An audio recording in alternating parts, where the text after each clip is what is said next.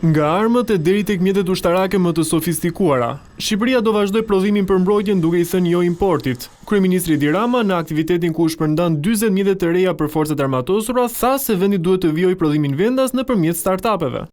Ne nuk jemi të prirur që fitojnë, ndërkohë që shteti shqiptar thjesht vën dispozicion asete dhe thjesht merr disa nga të mirat e kësaj pune, që janë teknologji, punësim e tjera.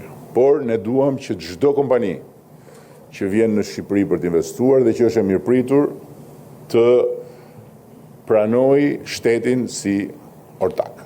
Duke mbajtur fokusin tek mbrojtja si sektor prioritar por dhe si një kërkesë që NATO ua ka bërë vendeve anëtare, Rama deklaroi se sektori do të kompletohet brenda 2 viteve.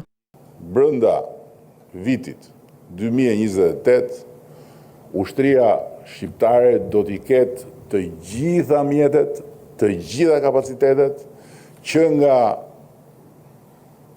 makina më e lehtë deri tek armët më të sofistikuara.